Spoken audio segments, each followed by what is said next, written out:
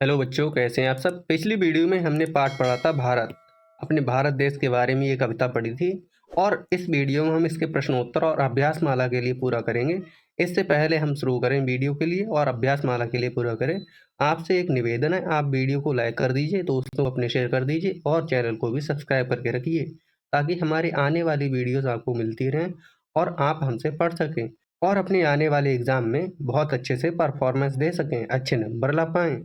पढ़ते हैं। देखिए, बातचीत के लिए सवाल है यहाँ पर 1, 2, 3 3 सवाल ये हैं और सोचिए और लिखिए में 4 सवाल हैं। 1, 2, 3, 4।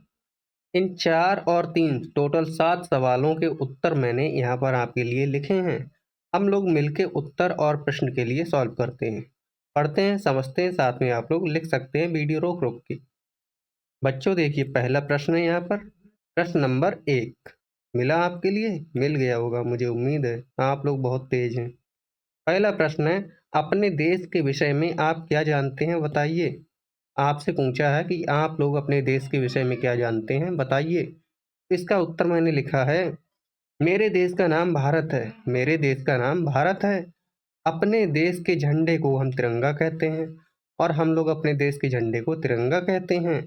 भारत के उत्तर में विशाल हिमालय पर्वत है और हमारे देश के उत्तर में हिमालय पर्वत है जो कि बहुत बड़ा है।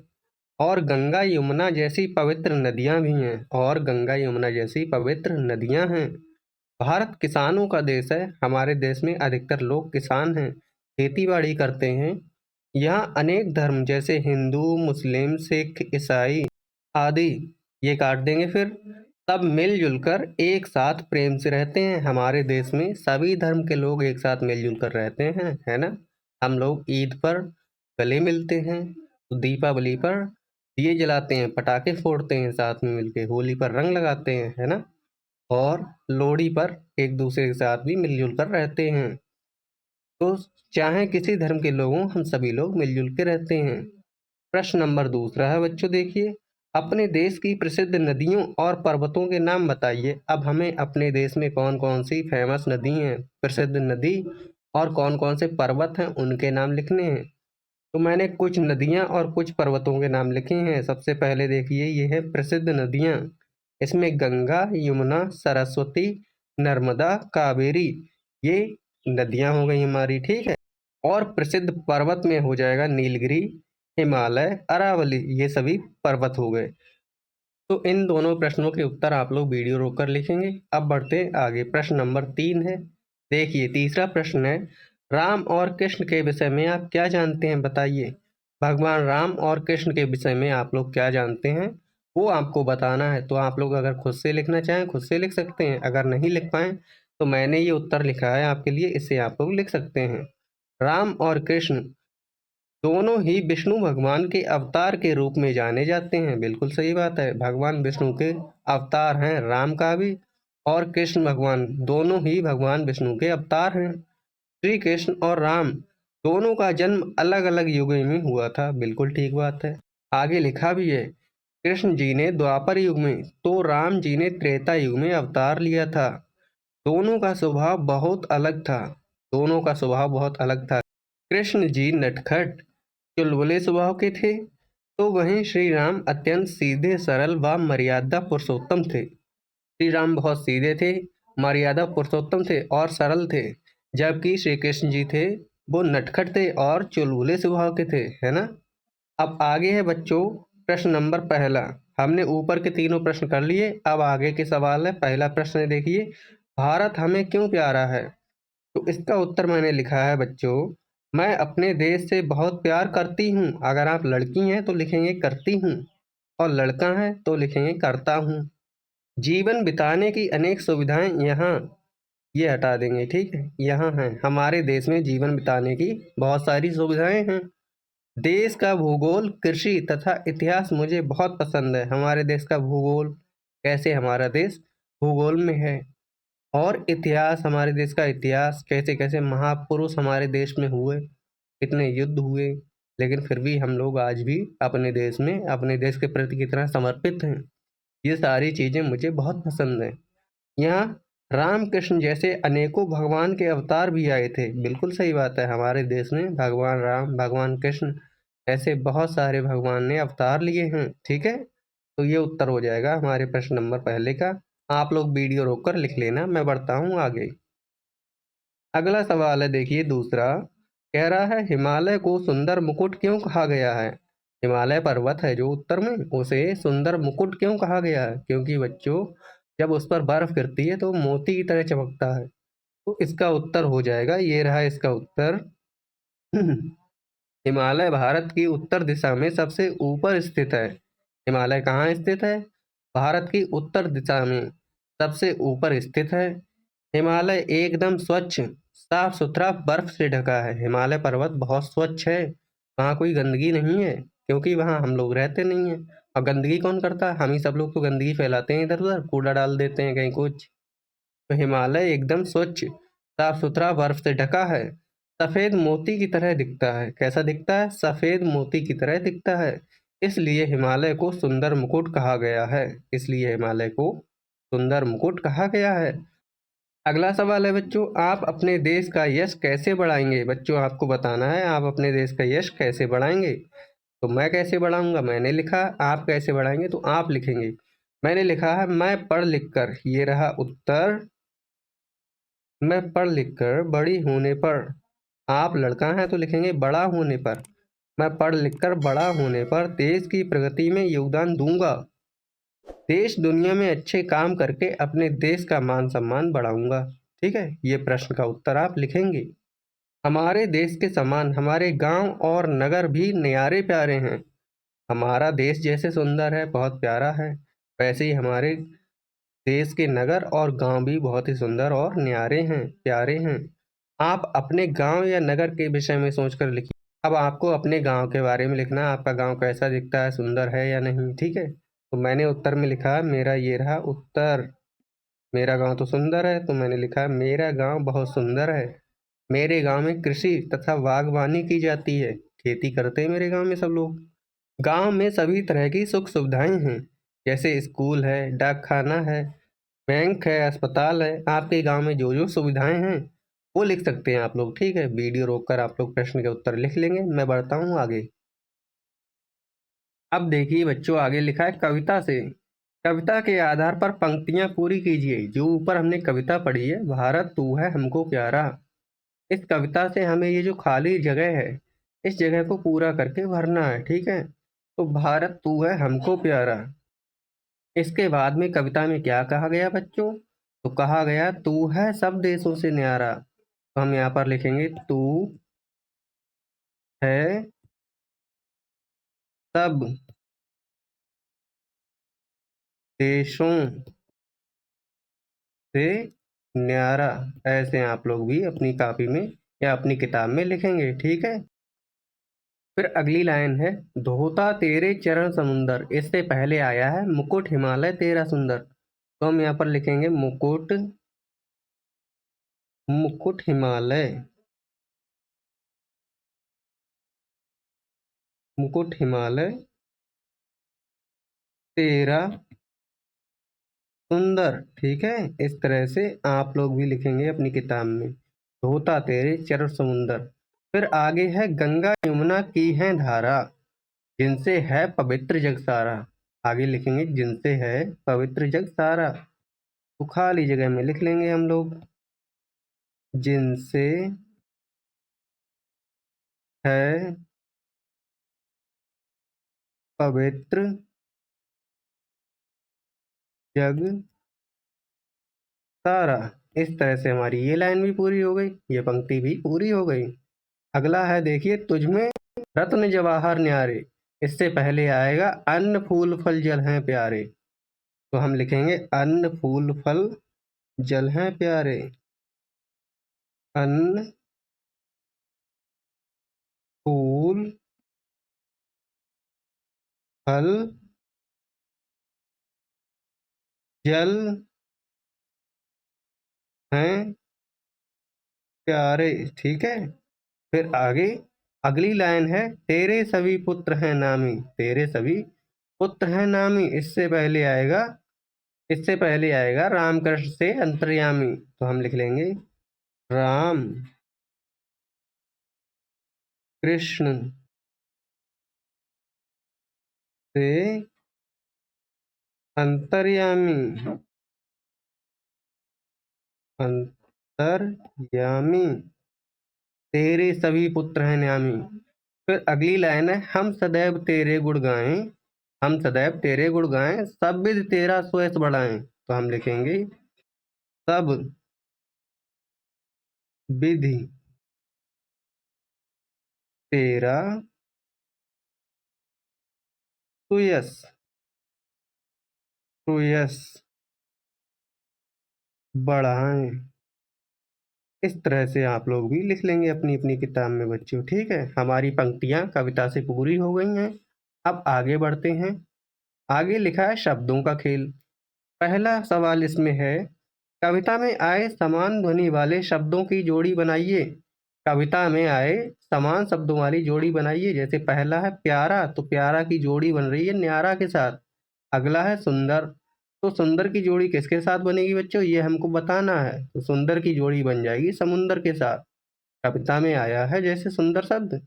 हमने कविता पढ़ी है जिसमें पढ़ा है, भारत तू है हमको प्यारा, तू है सब देशों से न्यारा। तो प्यारा की जोड़ी बन रही है न्यारा के साथ। ठीक है, ऐसे ही सुंदर की जोड़ी किससे बनेगी, तो सुंदर की जोड़ी बनेगी समुंदर के साथ। क्यों समुंदर के साथ, हमने अगली लाइन पढ़ी है, मुकुट हिमालय तेरा सुंदर, धोता तेरे चरण समुंदर। तो सुंदर की जोड़ी बन जाएगी समुंदर के साथ में। तो सुंदर के बराबर में हम लिखेंगे खाली जगह में समुंदर। अगला है देखिए न्यारे, तो न्यारे की जोड़ी बन जाएगी प्यारे के साथ। किसके साथ, प्यारे के साथ में। ठीक है बच्चों। फिर अगला शब्द है बढ़ाएं, तो बढ़ाएं की जोड़ी बनेगी गाएं के साथ, गाएं। ठीक है, ऐसे हमने लाइन से ये वर्ड निकाल लिए हैं। फिर अगला है धारा, तो धारा की जोड़ी बनेगी सारा के साथ। किसके साथ, सारा के साथ। तो हम लिख लेंगे सारा। फिर है अंतर्यामी, रामकृष्ण से अंतर्यामी तेरे सभी पुत्र हैं नामी। तो अंतर्यामी की जोड़ी बनेगी नामी के साथ। ठीक है, आगे बढ़ते हैं बच्चों, आप लोग लिखते रहना। अगला सवाल है दूसरा। दूसरा सवाल है, दिए गए समान ध्वनि वाले शब्दों की सहायता से कविता पूरी कीजिए। हमें ये कविता पूरी करनी है और ये जो शब्द दिए गए हैं ऊपर, इन शब्दों का प्रयोग करके। तो देखिए, देश की माटी देश की धूल, देखिए लिखा है देश की माटी देश की धूल, तो धूल की लय बन रही है फूल के साथ। अगली लाइन बन जाएगी हमारी, खिलते रंग बिरंगे फूल। तो यहाँ पर हम लोग लिखेंगे फूल। तो ये बन जाएगा देश की माटी देश की धूल, खिलते रंग बिरंगे फूल। फिर अगली लाइन है, अपने देश का है विशेष अभिमान। हमारे देश का हम पे अभिमान है, हमें गर्व है अपने देश पर। तो अपने देश का है विशेष अभिमान, हम यहाँ पर लिखेंगे अभिमान। ठीक है, फिर अगली लाइन हो जाएगी, मिलकर इसका रखें मान, मिलकर इसका रखें मान। तो यहाँ लिख लेंगे मान। फिर अगली लाइन है, जिसके हम गाएं गुणगान, वह मेरा भारत महान। यहाँ पर लिख लेंगे महान। इस तरह से हमारी ये पंक्तियां भी और समान ध्वनि वाले शब्दों के साथ पूरी हो गई हैं। आगे बढ़ते हैं बच्चों। आगे है खेल खेल में। खेल खेल में क्या लिखा है, देखिए, कविता में आए शब्दों पर घेरा लगाकर लिखिए। हमने जो कविता पढ़ी है उस कविता में जो शब्द आए हैं वो हमें इस वर्गमाला से छांट कर इधर लिखने हैं। ठीक है, तो लिखते हैं बच्चों। देखिए, सबसे पहले इन्होंने हमें उदाहरण दिया है भारत लिख के, है ना। ऐसे ही हम लिख लेंगे सुंदर शब्द आया है, तो यहाँ पर लिख लेंगे खाली जगह में सुंदर। ठीक है ना। अगला शब्द हो जाएगा जवाहर। ये देखिए जवाहर शब्द आ रहा है, तो इसे लिख लेंगे यहाँ पर जवाहर। ठीक है, फिर आया है शब्द मुकुट, मुकुट के लिए भी लिखेंगे मुकुट हो जाएगा। फिर अगला शब्द है गंगा, तो गंगा के लिए लिख लेंगे, गंगा शब्द भी कविता में आया है ना। फिर अगला है धारा, धारा शब्द भी आया है, तो धारा के लिए यहाँ पर हम लोग लिख लेंगे। और शब्द छांटिए। फिर हो जाएगा फल, फल के लिए हम लोग लिख लेंगे। एक शब्द और आया है फूल, तो फूल भी मिल रहा है यहाँ, फूल के लिए भी ऐसे हम लिख लेंगे। ठीक है ना। अब आगे चलते हैं बच्चों। आगे लिखा है समझिए और लिखिए, हमें समझ के लिखना है। क्या पहला सवाल है, देखिए, कुछ शब्दों के एक से अधिक अर्थ भी होते हैं, बिल्कुल सही बात है। नीचे दिए गए शब्दों के दो सही अर्थ ढूंढकर लिखिए। हमें नीचे शब्द दिए गए हैं, इनके दो सही अर्थ ढूंढकर लिखने हैं। पहला शब्द उदाहरण में है फल, तो फल का एक अर्थ फल भी होता है जो फल हम लोग खाते हैं, और एक फल होता है परिणाम। जैसे परीक्षा का फल होता है तो वो परीक्षा का परिणाम होता है, रिजल्ट निकल के आता है, उसे भी फल बोलते हैं, है ना। फिर अगला शब्द है जग, तो जग के लिए जग भी बोलते हैं, ठीक है ना। और जग के लिए संसार भी कहते हैं, सारा संसार, है ना, इसे भी जग कहते हैं। ऐसे ही जल, तो जल के लिए जल तो बोलते ही हैं, और जल के साथ साथ में पानी भी बोलते हैं। तो यहाँ पर लिख लेंगे पानी, इस तरह से हम लोग लिख लेंगे। अब बढ़ते हैं आगे। दूसरा सवाल है, देखिए यहाँ पर, इन वाक्यों के अर्थ वाली पंक्तियां कविता से ढूंढकर लिखिए। इन वाक्यों के अर्थ वाली पंक्तियां हमें कविता से ढूंढकर लिखनी है। पहला वाक्य है भारत सब देशों से भिन्न है, तो कौन सी पंक्ति है? तू है सब देशों से न्यारा, यही पंक्ति तो है, इसी का मतलब है भारत सब देशों से भिन्न है। तो हम यहाँ खाली जगह में लिखेंगे तू है सब देशों से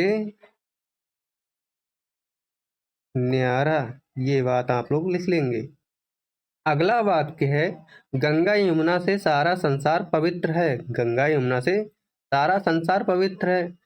तो ये वाक्य जो है वो कौन सी कविता की पंक्ति से मिल रहा है? तो वो है गंगा यमुना की है धारा, जिनसे है पवित्र जग सारा। तो हम लिख लेंगे गंगा यमुना की है धारा, गंगा यमुना की है धारा, ठीक है, जिनसे, जिनसे फिर से लिखते हैं, अच्छा नहीं लिखा गया है, जिनसे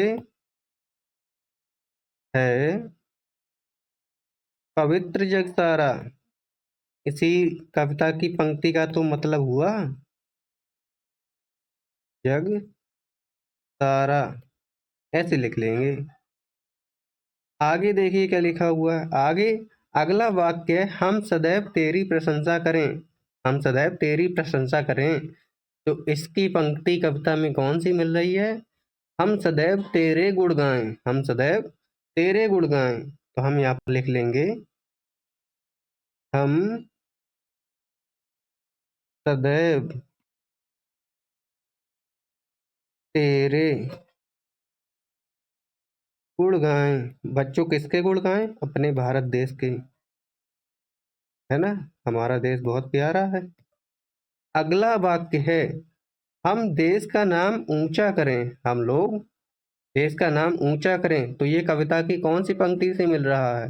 ये कविता की कौन सी पंक्ति का अर्थ है? तो ये है सब विधि तेरा सुयश बढ़ाएं। तो हम लिख लेंगे सब विधि, सब विधि तेरा सुयश बढ़ाएं।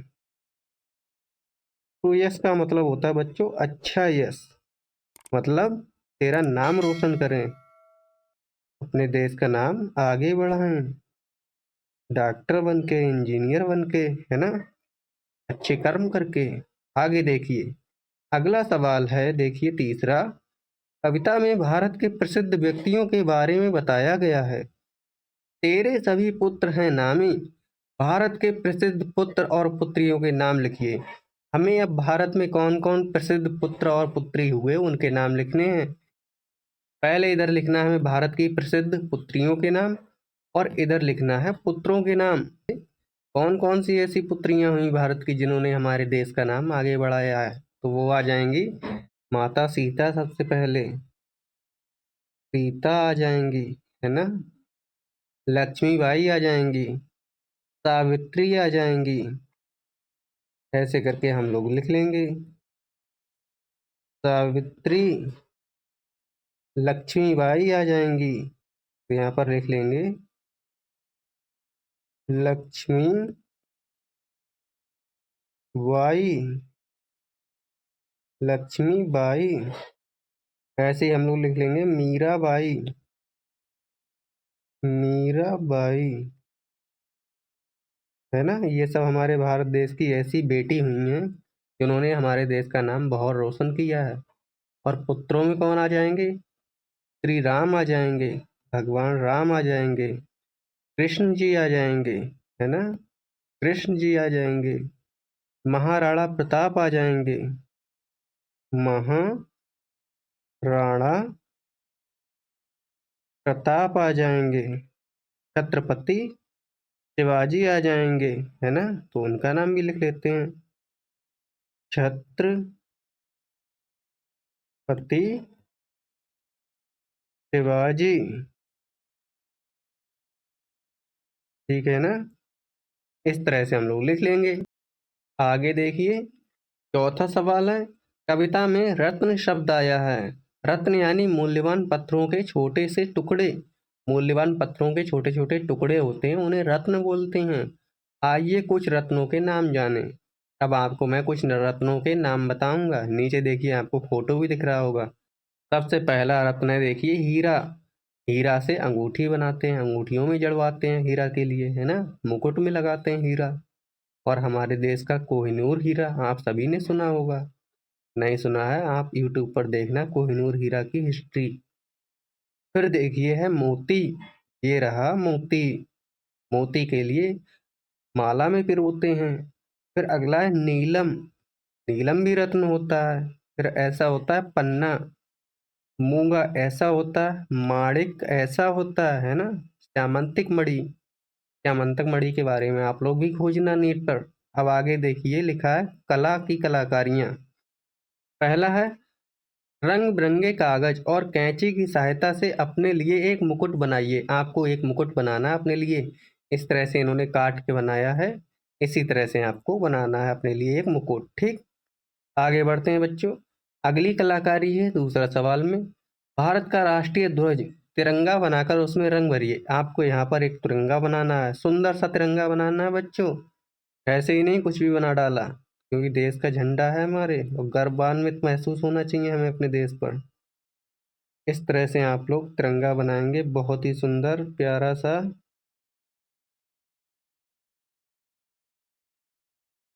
ऐसे करके आप लोग अपने देश का झंडा बनाएंगे, रंग भरेंगे फिर उसमें। कौन कौन से रंग होते हैं? ऐसे करके आप लोग झंडा बनाएंगे अपने देश का।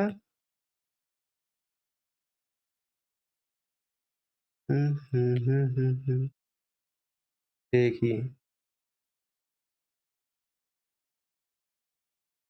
पहिए में आप लोग रंग भरेंगे, तीलियां बनाएंगे।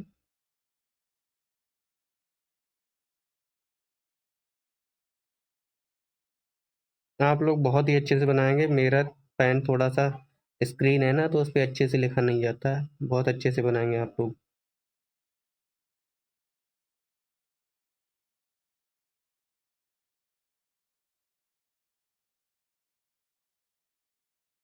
ऐसे करके आप लोग रंग भरेंगे, ठीक है ना। और बना लेंगे तिरंगा झंडा हम लोगों का, हमारे देश की शान। अब बढ़ते हैं बच्चों आगे। और आगे देखिए क्या लिखा हुआ है। आगे लिखा हुआ है, बूझो तो जाने कुछ पहेली हैं, ठीक है, इनका उत्तर हमें देना है। पहली पहेली है, उत्तर में रखवाली करता खड़ा रहता है सदा मौन। बोलो भैया बोलो बहना, भारत का वह रक्षक कौन?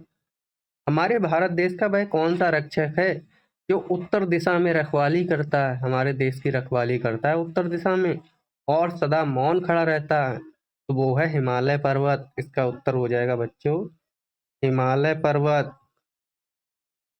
हिमालय पर्वत, ठीक है ना। दूसरी पहेली है यहाँ पर, दो आंखों के ऊपर आंखें, आंखों में से आंखें झांकें। 2 आँखें और उसके ऊपर 2 आँखें और हैं। बच्चों हमारी 2 आँखें हैं ना और इनके ऊपर भी आँखें यानी कि चश्मा लगा लें, तो चश्मा हो जाएगा इस पहेली का उत्तर, ठीक है? क्योंकि चश्मे के ऊपर से हम देखते हैं ना, चश्मे के अंदर से हम लोग अपनी आँखों से देखते हैं, 2 आँखों के भीतर आँखें होती हैं ना, इस तरह से आप लोग पहेली सॉल्व कर लेंगे। इस तरह से हमारा पाठ भी पूरा हो गया यहाँ पर। अगर आपको कोई भी दिक्कत हो इस पाठ में, तो आप कमेंट में मुझसे पूछ सकते हैं, मैं आपका प्रश्न का उत्तर दूँगा। और मिलते हैं अगली वीडियो में अगले पाठ के साथ। आपसे एक अनुरोध है, वीडियो को लाइक करके अपने दोस्तों को शेयर कीजिए और सब्सक्राइब कर लीजिए चैनल के लिए। नमस्कार, धन्यवाद।